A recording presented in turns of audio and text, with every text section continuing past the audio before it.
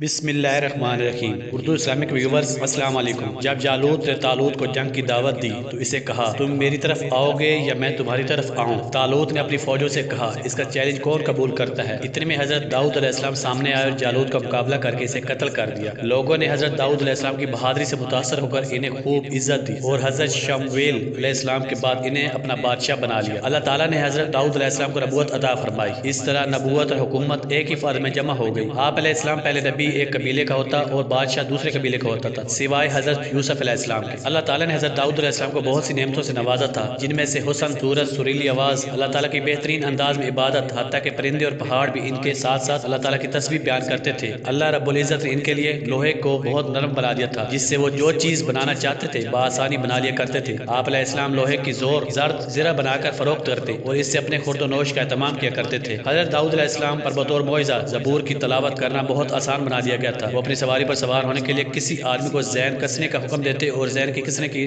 جانے سے پہلے حضرت داؤد علیہ السلام مکمل زبور پڑھ لیا کرتے تھے۔ آپ علیہ السلام پر اپنے ہاتھ سے محنت لوہے کی زرہ بنا کر فروخت کر کے کھاتے تھے۔ اللہ تعالیٰ نے حضرت داؤد علیہ السلام پر دیگر نعمتوں کے ساتھ ساتھ یہ نعمت بھی فرمائی کہ آپ علیہ السلام کو معاملہ سمجھنے اور فیصلہ کرنے کی صلاحیت بخشی۔ لوگوں کے درمیان جو اختلافات ہو جاتے آپ علیہ السلام اس کا فیصلہ کیا کرتے تھے۔ حضرت عبداللہ بن عباس رضی اللہ تعالیٰ فرماتے ہیں کہ ایک مرتبہ دو آدمی حضرت داؤد علیہ السلام کے پاس اپنا مقدمہ لے کر آئے۔ ایک نے کہا کہ اس آدمی نے مجھے گائے چھین لی ہے، دوسرے نے اس کا انکار کیا۔ آپ علیہ السلام نے ان کا فیصلہ رات تک مؤخر کر دیا۔ رات کے وقت اللہ تعالیٰ نے آپ علیہ السلام پر وحی نازل فرمائی کہ دعویٰ کرنے والے کو قتل کر دیا جائے۔ صبح کے وقت حضرت داؤد علیہ السلام دونوں کو بلایا اور کہا اللہ تعالیٰ نے مجھے یہ وحی کی ہے کہ میں دعویٰ کرنے والے کو قتل کر دوں، اب سچ سچ بتاؤ کہ حقیقت کیا ہے؟ اس نے کہا اے اللہ کے نبی، اس وقت میں اپنے دعویٰ میں بالکل سچا ہوں، لیکن میں نے اس کے باپ کو قتل کیا تھا۔ پھر حضرت داؤد علیہ السلام اسے سزائے موت کا حکم سنایا۔ اس فیصلے سے آپ علیہ السلام کا مقام بنی اسرائیل کی نظروں میں اور بلند ہو گیا۔ اس طرح آپ علیہ السلام کے پاس اور بھی مقدمات آتے رہے جو آپ علیہ السلام بڑے احسن انداز میں حل کرتے رہے۔ جب وہ داؤد علیہ السلام کے پاس پہنچے تو وہ انہیں دیکھ کر گھبرا گئے۔ انہوں نے کہا ڈریے نہیں، ہم دو فریق مقدمہ ہیں، ہم میں سے ایک نے دوسرے پر زیادتی کی ہے، لہٰذا آپ علیہ السلام انصاف سے ہمارے درمیان فیصلہ فرما دیجیے اور بے انصافی نہ کیجیے اور ہمیں سیدھی راہ سمجھا دیجیے۔ پھر ان میں سے ایک نے کہا بلا شبہ میرا یہ بھائی ہے، اس کے پاس 99 دمبیاں ہیں اور میرے پاس صرف ایک ہی دمبی ہے، یہ مجھ سے کہہ رہا ہے کہ وہ مجھے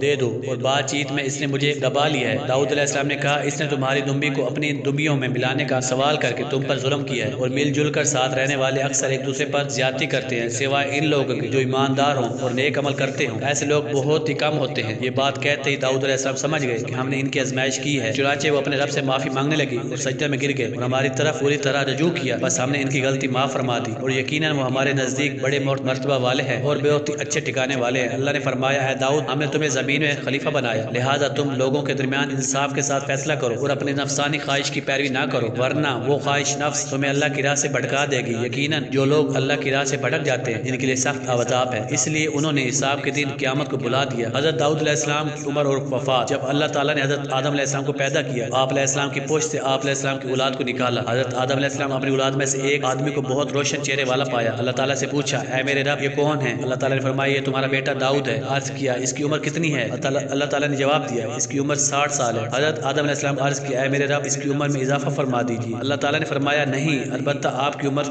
سے کم کر کے اس کی عمر میں اضافہ کیا جا سکتا ہے۔ حضرت آدم علیہ السلام کی عمر 1000 سال مقرر تھی، آپ علیہ السلام 40 سال حضرت داؤد علیہ السلام کو دے دیے۔ جب حضرت آدم علیہ السلام کی عمر 960 سال ہوئی ان کے پاس ملک الموت تشریف لائے۔ حضرت آدم علیہ السلام نے فرمایا ابھی تو میری عمر کے 40 سال باقی ہیں۔ فرشتے نے جواب دیا آپ نے اپنے بیٹے داؤد کو وہ 40 سال دیے تھے، آپ علیہ السلام کو یہ یاد نہیں رہا۔ چنانچہ اللہ تعالیٰ نے حضرت آدم علیہ السلام کی عمر بھی پورے 1000 سال کر دی اور حضرت داؤد علیہ السلام کی عمر بھی پورے 100 سال کر دی۔ اپنی عمر پوری کرنے کے بعد حضرت داؤد علیہ السلام اللہ کو پیارے ہو گئے اور آپ علیہ السلام کے بیٹے حضرت سلیمان علیہ السلام نے اپنے تہذیب تکفین کی۔